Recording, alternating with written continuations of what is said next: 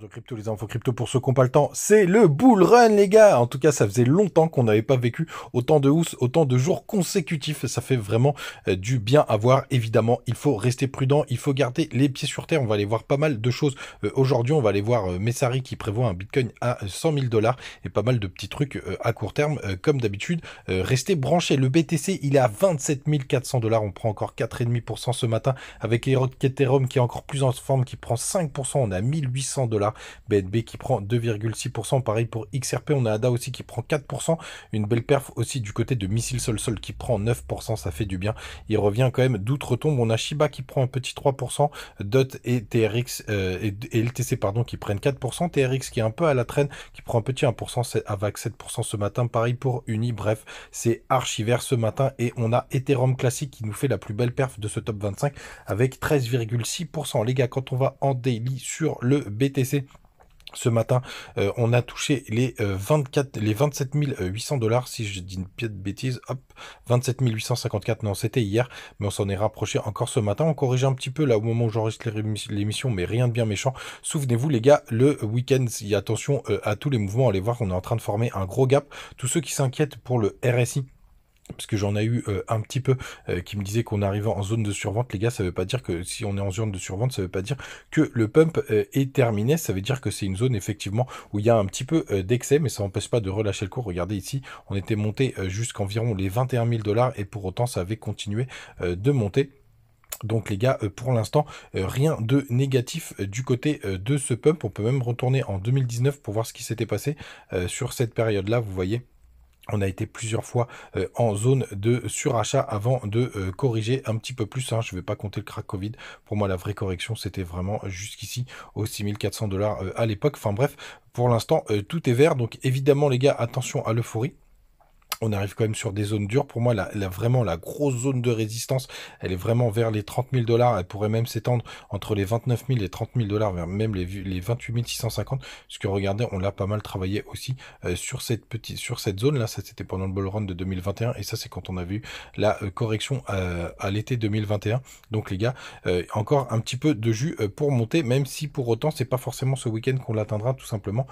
Parce que on est en train de former un gros gap CME. Je vais vous montrer en direct live, bien entendu. Hop, qui est juste là, puisqu'on a clôturé à 27 000 dollars ce vendredi. Donc ça fait un delta pour l'instant d'à peu près 400 dollars. Je pense que enfin je pense, c'est pas malheureusement d'ailleurs, mais qu'on peut pas laisser des gaps deux fois de suite sur la semaine. Est-ce qu'on va le jouer, est-ce qu'on va pas le jouer? Ça c'est encore la question que je me pose. Je vais voir si on pousse encore un petit peu.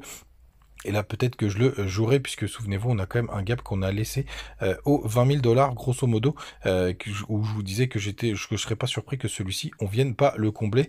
En tout cas, pas pour le moment. Donc, sinon, les gars, les grosses news importante du côté du long short ratio, c'est qu'on a toujours une majorité de personnes qui sont en long et ça c'est en short pardon, et ça c'est une très très bonne nouvelle, mais on est à 55%, mais surtout le plus important c'est il faut que ça achète sur le spot et c'est le cas les gars. Et franchement quand on voit même les open interest, c'est assez léger, c'est assez stable, puisqu'on a même des fundings qui sont positifs, mais de très très peu.